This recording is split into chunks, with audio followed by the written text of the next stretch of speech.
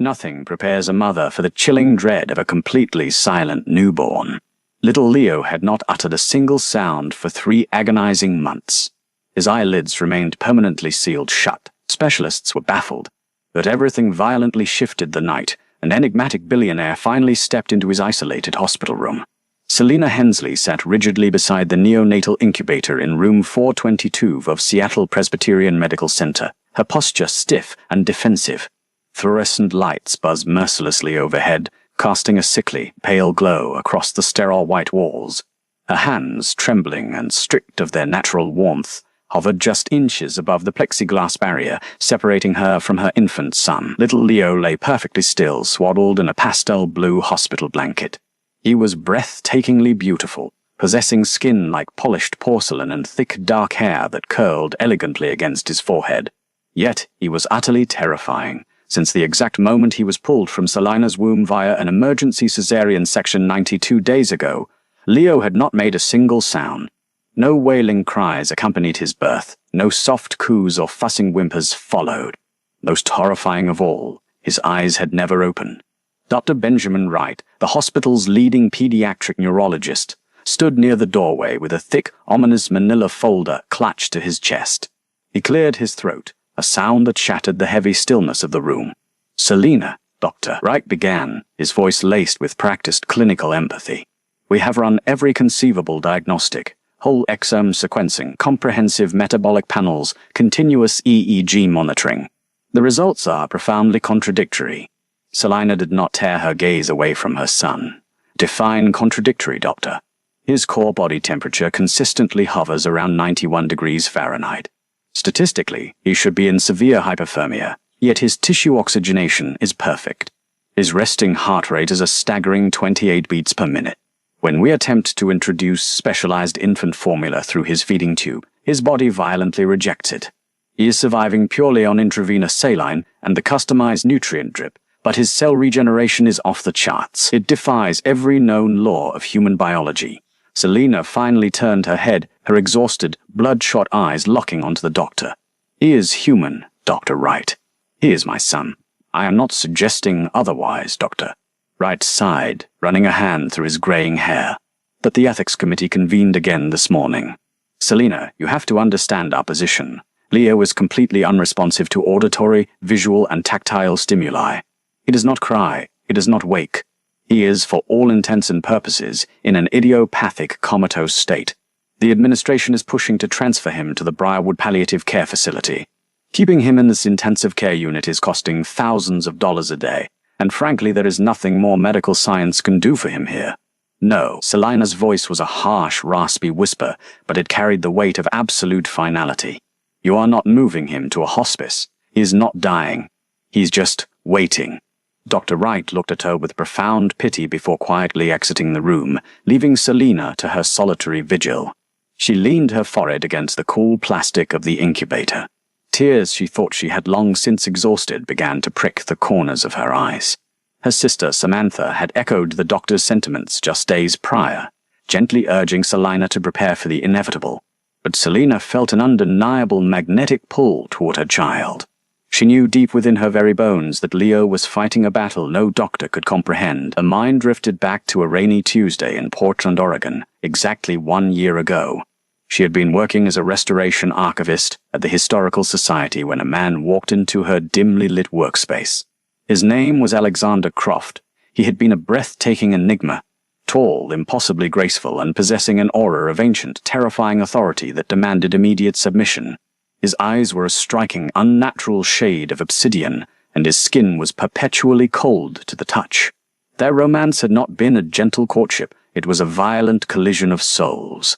They spent 3 feverish, isolated weeks tangled together in his penthouse overlooking the Willamette River. He whispered promises in languages she did not understand, tracing the veins on her wrists with a hunger she found both intoxicating and alarming.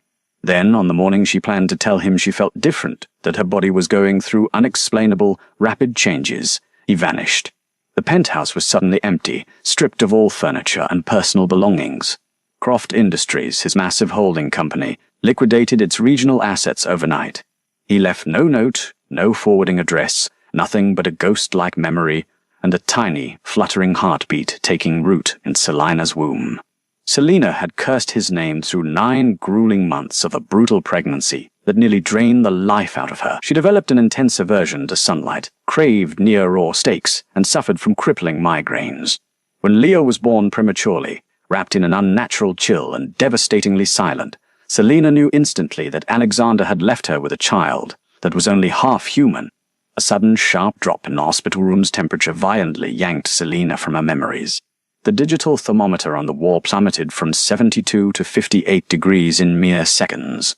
The heavy oak door of room 412 clicked shut, the locking mechanism engaging with a loud, definitive snap. Selina stood up quickly, her chair scraping harshly against the linoleum floor. The overhead fluorescent bulbs flickered aggressively, buzzing like angry hornets before dying completely. The room was plunged into darkness, illuminated only by the frantic rhythmic blinking of Leo's life support monitors. Outside in the hallway, the chaotic sounds of a busy hospital ward abruptly ceased. No paging intercoms, no squeaking nurse shoes, no chatter. It was as if a massive, suffocating vacuum had descended over the entire floor. Then a deep, resonant voice drifted from the shadowed corner of the room. "You always were a remarkably stubborn woman, Selina." Selina's breath hitched in her throat, her lungs seizing as if plunged into ice water. She recognized that voice instantly. It had haunted her dreams and nightmares for 12 agonizing months. "Alexander," she breathed, her voice trembling violently. He stepped out of the shadows, and the ambient light from the street lamps outside illuminated his striking features. Alexander Crofts looked exactly as he had the day he disappeared, untouched by time or stress. He wore a sharply tailored, midnight blue suit that clung perfectly to his broad shoulders. His dark hair was meticulously styled, but it was his eyes that paralyzed Selina. They were no longer obsidian. They were glowing with a faint, predatory crimson hue. "Stay away from us," Selina warned, stepping protectively in front of the incubator. She grabbed a heavy metal IV stand, her knuckles turning white as she hoisted it like a weapon. "You don't get to walk in here after abandoning me. You don't get to claim him now." Alexander did not flinch at the makeshift weapon. He moved with a terrifying, fluid grace, crossing the room before Selina could even track his movement. He stopped mere inches from the plexiglass barrier, his imposing frame dwarfing the medical equipment. "I did not abandon you by choice," Alexander spoke, his voice a low, rumbling baritone that vibrated through Selina's chest. "My sudden departure was a matter of survival. A violent insurrection arose within my ruling council in Eastern Europe. Assassins were dispatched to Portland. If I had stayed, if I had let them know you were my mate, they would have slaughtered you to hurt me. I had to sever the connection to protect you." Selina scoffed, hot tears spilling down her cheek.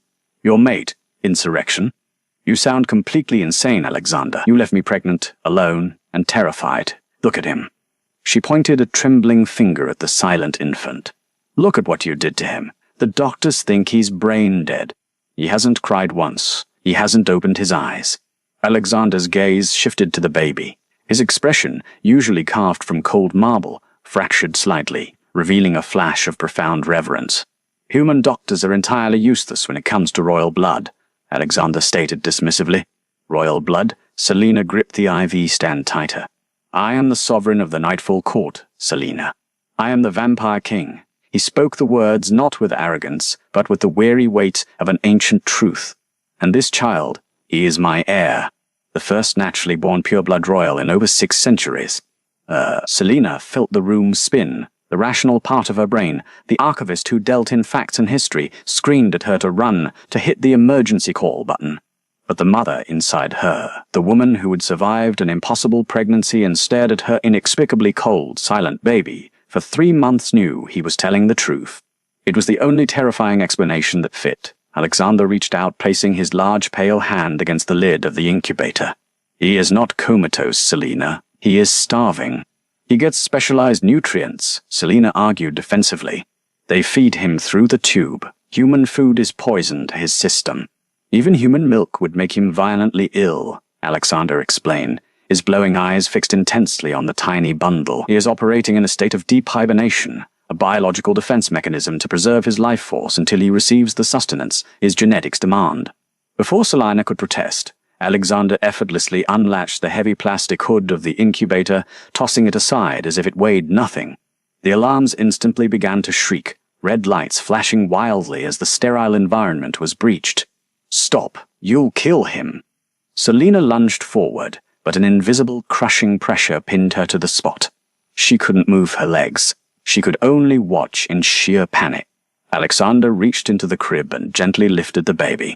He cradled Leo in one massive arm, supporting the infant's delicate neck. With his free hand, Alexander brought his own wrist to his mouth. Selina gasped in horror as he bit down hard on his own flesh.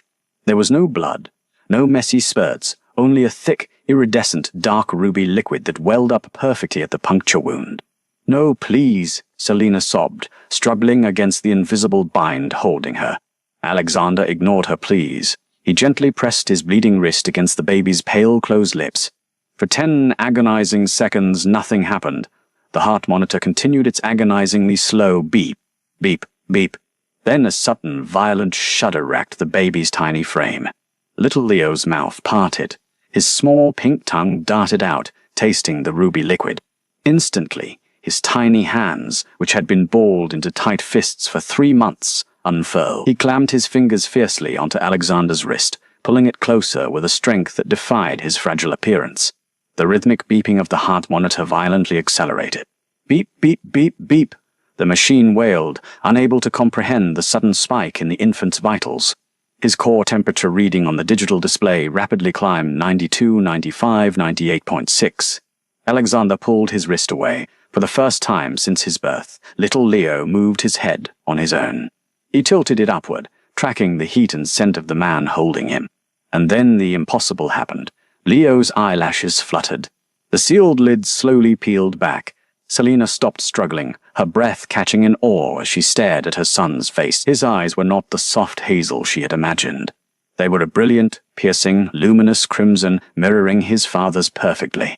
Leo did not cry. Instead, he opened his mouth, revealing 2 tiny, razor-sharp ridges on his upper gums, and let out a sound that shattered the hospital's silence, a deep, resonant, predatory purr that vibrated through the entire room. Alexander looked up from his son, his crimson eyes locking onto Selina's terrified, awe-struck face. "The hibernation is over, Selina. Our son has awakened. And now we must leave this place before my enemies realize the true king has been born." Panic erupted outside the hospital room as the backup generators finally kicked in, bathing the corridors in a harsh, flashing amber light. The invisible, crushing pressure that had pinned Selina to the floor vanished in an instant. She scrambled forward, her knees slamming painfully against the cold linoleum, and reached frantically into the open incubator. Leo felt entirely different. The unnatural, terrifying chill that had plagued him since his premature birth was completely gone. His tiny body radiated a fierce, astonishing heat, mimicking the warmth of a sun-baked stone. He looked up at Selina, his newly opened, crimson eyes tracking her face with an intelligence that was profoundly unsettling for a 3-month-old infant. He did not cry. He merely stared, his small fingers still curled tightly into the fabric of Alexander's expensive suit jacket. "We have less than 3 minutes before the hospital's automated lockdown engages," Alexander stated, his voice devoid of panic but vibrating with absolute authority. He smoothly draped a heavy black cashmere coat over Selina's shoulders, shielding both her and the baby. "Hold him tightly against your chest. Do not let go, and do not look back."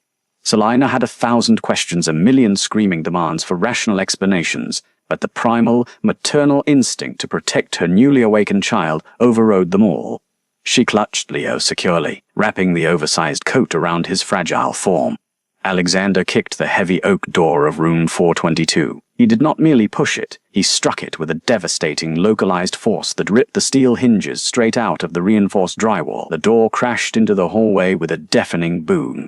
Nurses and security guards were running frantically toward them, armed with nothing but flashlights and walkie-talkies.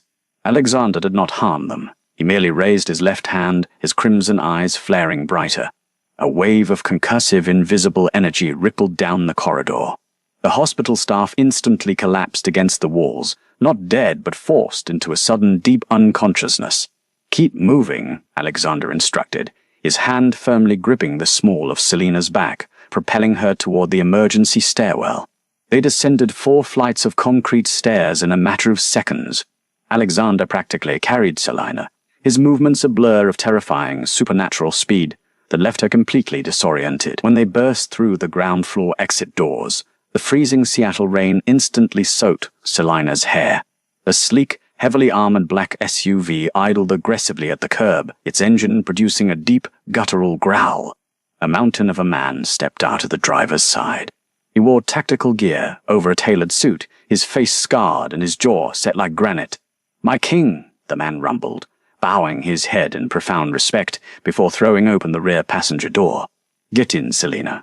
This is Dominic, my underboss," Alexander ordered, ushering her into the cavernous, leather-scented interior of the vehicle.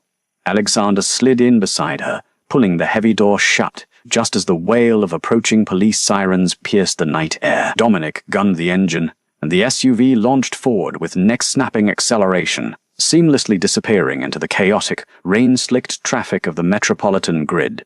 Selina sat trembling in the back seat, the adrenaline crash hitting her system like a physical blow. She looked down at Leo.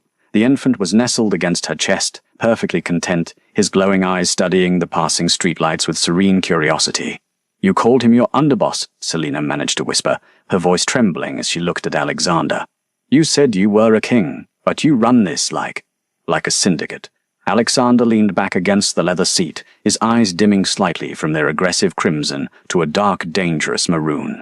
"The mortal world romanticizes our kind, Selina. They write poetry about lonely aristocrats in haunted castles. The reality is far more brutal and far more organized. The Nightfall Court operates on a strict, global hierarchy. We are the architects of the shadows. We control central banks, private military contractors, and global logistics networks.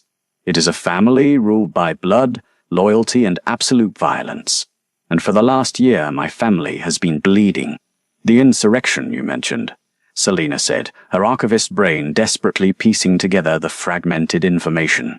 "Orchestrated by a man named Alistair Corvin, the head of the oldest rival family within the High Council," Alexander explained, his jaw clenching with lethal fury. "Corvin grew greedy. He believed my refusal to exploit mortal financial markets for short-term supernatural gain was a sign of weakness. He rallied the European capos against me. But vampires rarely fight their own wars directly anymore. Corvin hired outside muscle to execute the coup." Selina asked, clutching Leo tighter. "The Lycaon cartel," Dominic answered from the driver's seat, his deep voice carrying a note of profound disgust. "Werewolves, ma'am, specifically, a brutal mercenary faction led by an alpha named Griffinholt. They are untamed, visceral, and practically immune to our standard political manipulations." Alexander reached over, his cold, powerful fingers gently brushing a damp strand of hair from Selina's face. "When I discovered the hit had been ordered, their assassins were already in Portland. If I had stayed to fight them off while protecting a pregnant, fragile human mate, I would have made a critical error. So I vanished. But I did not cower, Selina. I spent the last 12 months executing the most ruthless professional retribution our world has ever witnessed." Selina looked at him, realizing the depth of the man, the monster she had fallen in love with. "I froze Corvin's legitimate assets," Alexander continued, a dark, predatory smirk playing on his lips. "I manipulated international trade laws to bankrupt their shell companies. I leaked their private shipping manifests to human federal agencies, causing the FBI and Interpol to seize billions of dollars in syndicate contraband. I starved them financially, turning Corvin's allies against him as their wealth evaporated. I dismantled his empire from the inside out. Now Corvin is desperate, cornered and bankrupt. He thinks he has won because I have been absent from the throne. He is horribly mistaken. The SUV navigated onto the floating bridge, heading toward the exclusive secluded estates of Mercer Island. The rain continued to hammer against the bulletproof glass, creating a sense of suffocating isolation. They don't know about Leo, Selina realized, a cold spike of fresh terror piercing her heart. If they find out you have an heir, they will throw every beast they have at us to slaughter him, Alexander finished, his eyes blazing crimson once more. A pureblood royal heir stabilizes my claim to the throne, absolutely. It nullifies Corvin's entire political argument. That is why Leo was hiding, Selina. His biology suppressed his royal aura, keeping him silent, keeping him cold, so the cartel's scouts could not sniff out his existence. But now that he is fed, now that his eyes are open, his presence is a beacon in the supernatural world. The vehicle turned off the main highway, winding down a private, densely forested road, before pulling up to massive wrought-iron security gates. Dominic pressed a code into the console, and the gate swung open, revealing a sprawling, ultra-modern fortress of glass, steel, and concrete, perched on the edge of Lake Washington. "Welcome to the sanctuary," Alexander said, helping Selena out of the vehicle. "You will be safe here. The perimeter is fortified with lethal countermeasures, and my most loyal soldiers guard the grounds." Inside the estate, the atmosphere was tense and meticulously controlled.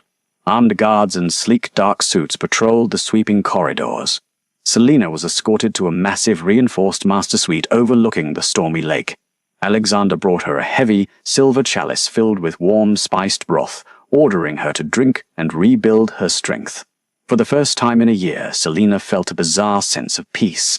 Little Leo, having consumed his father's blood, was completely transformed. He was robust, active, and surprisingly strong. When Selena laid him on the massive king-sized bed, he rolled over immediately, his crimson eyes locking onto hers with a profound, terrifyingly mature gaze. He reached out, his tiny fingers grasping the silver chain of the necklace Selena always wore. Alexander stood by the floor-to-ceiling reinforced window, his posture rigid, staring out into the tempestuous night. The storm outside was worsening, the wind howling violently against the glass. "He is magnificent," Alexander murmured, his back still turned to the room.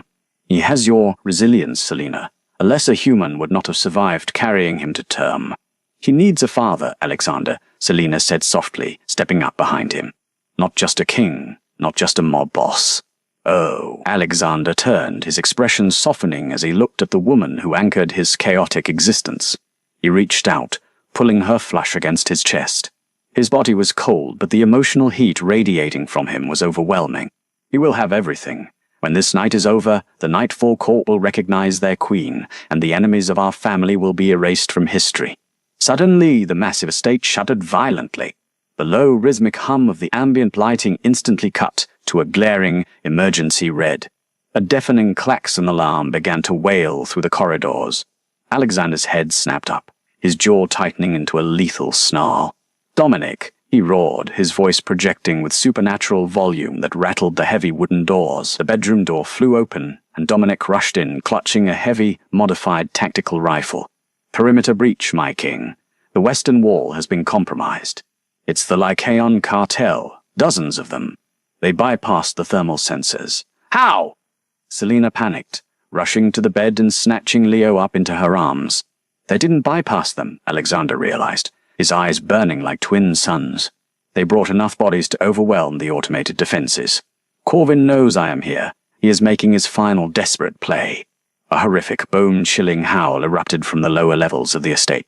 It was a sound of pure, unadulterated primal violence, the sound of massive, unnatural wolves tearing through reinforced steel and armed guards. "Get them to the vault," Alexander commanded Dominic. "Lock it down. If anyone but me attempts to open that door, you execute them." "No." Selena grabbed Alexander's arm. "You can't leave us again." Alexander cupped her face in his hands, his thumbs aggressively wiping away the fresh tears spilling down her cheeks. "I am not leaving you, Selena. I am defending my territory. I am exterminating the pests who dare to threaten my queen." Before Selena could protest further, Alexander vanished. He didn't run, he simply ceased to be in the room, moving at a velocity that defied human comprehension. Dominic grabbed Selena by the arm, dragging her and the baby toward a concealed panel behind the massive oak bookshelf. The walls slid away, revealing a claustrophobic titanium-reinforced panic room. They rushed inside, and the heavy vault door sealed shut with a deafening hydraulic hiss, plunging them into absolute, terrifying silence. For 20 agonizing minutes, Talina sat on the cold metal floor, clutching her silent, glowing-eyed son. She could feel the violent vibrations reverberating through the thick walls. The estate was being torn apart. Muffled gunshots, visceral roars, and the sickening sounds of crushing bone echoed through the concrete. Then the vibration stopped. The silence that followed was suffocating. Selena exchanged a terrified glance with Dominic, who kept his rifle trained unwaveringly on the sealed door. A loud, heavy thud struck the exterior of the vault. Then another. Slowly, agonizingly, the heavy hydraulic locks began to disengage. The massive metal door creaked open, revealing the devastated ruins of the master bedroom. Standing in the doorway was Alexander. His immaculate suit was shredded, heavily stained with dark, viscous blood that was not his own. His breathing was heavy and his hands were coated in gore up to his elbows. He looked like an ancient, wrathful god of war. In his right hand, he dragged the massive, unconscious, half-shifted body of Griffin Holt, the alpha of the Lycaon cartel.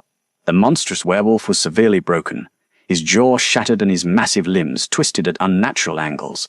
With his left hand, Alexander gripped the throat of a perfectly manicured, terrified older man in a bespoke grey suit. Alexander hurled Griffin's broken body onto the floor of the bedroom, then viciously threw the older man to his knees right in front of the open vault door. "Selina," Alexander said, his voice a dark, terrifying purr that demanded absolute submission. "I would like you to meet Alistair Corvin, the architect of my temporary exile." Corvin gasped for air, his eyes wide with profound, paralyzing fear. He looked up at Alexander, then his gaze shifted into the vault. When Corvin's eyes landed on Selina, and more importantly, on the infant in her arms with the glowing crimson eyes of pure royal lineage, the older vampire visibly completely broke. "Impossible," Corvin whispered, his voice cracking with absolute despair. "The bloodline was stagnant. A pure blood. It cannot be. You sought to bankrupt my legacy, Alistair," Alexander sneered, towering over the defeated rival boss. "You utilized filthy, feral dogs to usurp a throne you were too cowardly to claim yourself. You attempted to murder my mate and my son." Alexander stepped forward, placing one heavy, polished shoe squarely on the back of Corvin's neck, pinning the rival boss face down against the blood-soaked carpet. "Your corporate assets are liquidated. Your shell companies belong to Croft Industries. Your European capos have already sworn allegiance to me in exchange for their pathetic lives," Alexander stated, delivering the final, crushing blow of professional retribution. "You have nothing left, Alistair. You die a bankrupt traitor in the presence of your true king." Alexander did not hesitate. With a sickening, sharp twist of his heel, he shattered Corvin's spine, ending the insurrection permanently. Dominic immediately lowered his rifle, dropping to one knee amidst the carnage, bowing his head to his undisputed sovereign. Alexander stepped over the bodies, his violent demeanor instantly dissolving as he approached Selina. He reached into the vault, gently taking his son from her trembling arms. Little Leo immediately grabbed a fistful of his father's blood-stained shirt, entirely unbothered by the violence, letting out another deep, satisfied purr. Alexander offered his free hand to Selina. "The war is over, Selina," Alexander promised, pulling her up from the cold floor and out into the ruined room. "The throne is secure. The syndicate is ours." Selina looked at the destruction around her, then up at the terrifying, beautiful monster who loved her, and the supernatural son they had created. She didn't flinch away from the blood or the chaos. Instead, she laced her fingers tightly through Alexander's, stepping out of the shadows and into her new reality. She was no longer just a human archivist. She was the queen of the Nightfall Court, and heaven help anyone who ever tried to threaten her family again. If you were captivated by Selina and Alexander's dark, high-stakes journey and want more thrilling supernatural drama, smash that like button. Don't forget to share this story with your fellow dark romance lovers, and subscribe to the channel so you never miss out on our next immersive, pulse-pounding tale. Drop a comment below telling us your favorite twist, and turn on notifications for more.